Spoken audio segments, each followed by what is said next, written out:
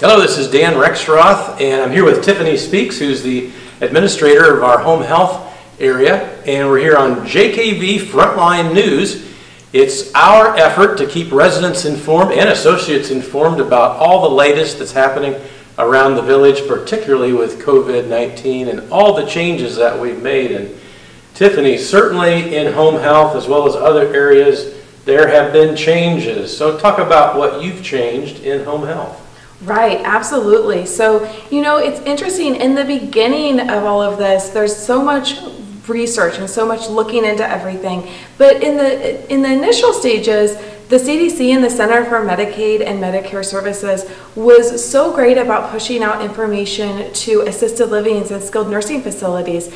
So what Village Home Health did is we tried to take that information and adapt that to what does that look like in the home setting, and what does that mean for us and for our practices.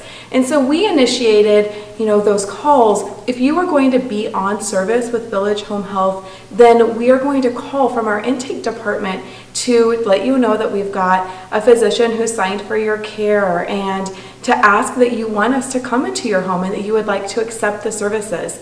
And so we took that time to also begin asking our patients about signs and symptoms of COVID, to see if they were having any, to ask them if them or anyone in their homes had traveled, had been to a region outside of the United States of America, or even if they were having any symptoms themselves.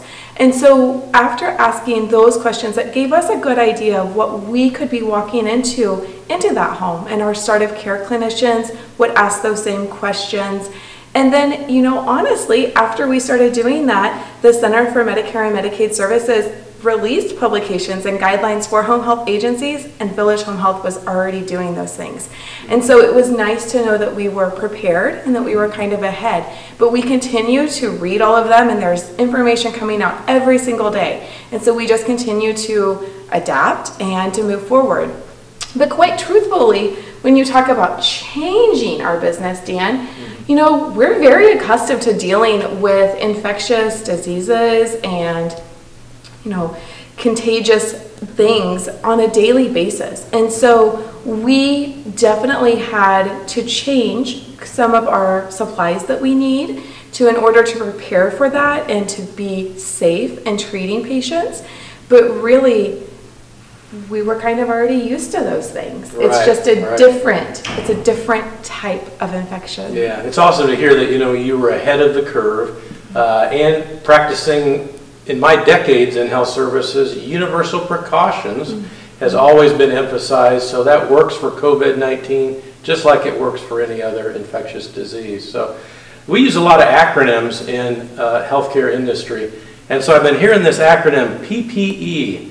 So why don't you talk a little bit about, and maybe the residents and associates know what PPE is, maybe they're educated now, but talk a little bit about what that stands for and how you all are implementing it in home health. Right, you are absolutely right. PPE, we hear it everywhere. So it's personal protective equipment.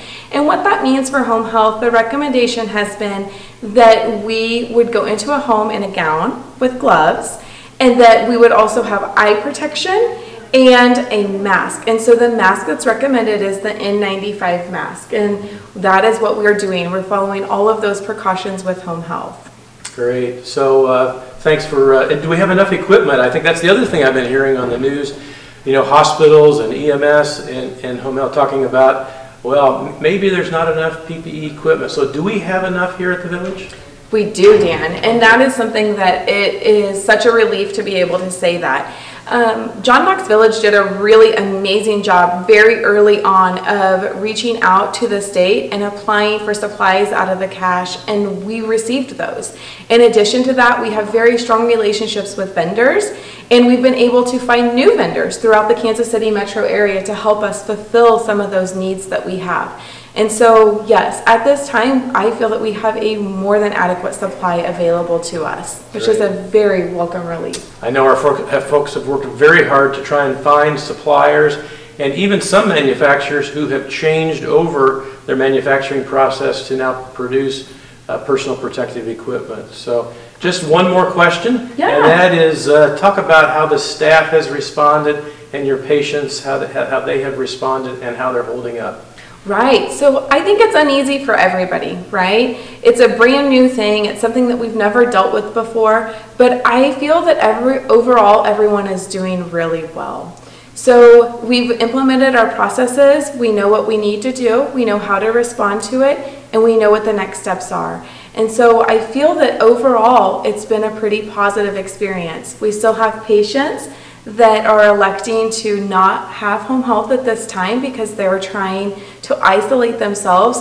But the patients that are allowing us to come in, we've heard very good things from them. Great. Well, your staff certainly is really on the front line, seeing people in their homes, out there, doing their job every day. Please, on my behalf and behalf of the village, thank them for their great work. You've got great everyday heroes. We're proud of them. And a few weeks from now, hopefully, we'll have bent the curve and be on the other side of this. So thank you, Tiffany. We appreciate all you do. Yes, absolutely. Thank you, Dan. It was good talking with you.